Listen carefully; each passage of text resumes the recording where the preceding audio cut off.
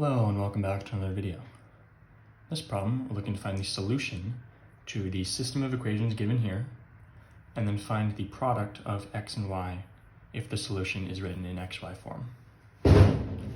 So, the first thing we can notice is that we have y in terms of x. So for this other equation, 2y plus 6 is equal to 2x plus 3, we can say that plugging in x squared for y, we get 2x squared plus 6 is equal to 2x plus 3, of course in parentheses.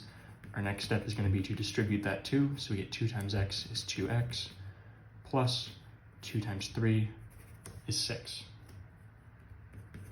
Subtracting 6 on both sides, these both cancel. Subtracting 2x from both sides, we get 2x squared minus 2x is equal to 2x minus 2x is just 0. We can factor out a 2x, leaving just an x here, minus just a 1 there. So, for 2x times x minus 1 to be equal to 0, either this has to be equal to 0 or this has to be equal to 0. So we have 2x is equal to 0 and x minus 1 is equal to 0.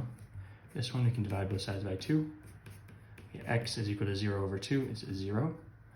And then adding 1 on both sides for this equation, we get x is equal to 0 plus 1 is equal to 1. If x is greater than 0, then it cannot be equal to 0.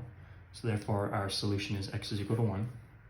Y is equal to x squared, which in this case is 1 squared, is 1. And the value of xy, well, x is 1 and y is 1. So this is 1 times 1, which is 1. So your final solution is going to be 1, which is A. As always, thank you for liking and subscribing, and I'll see you in the next video.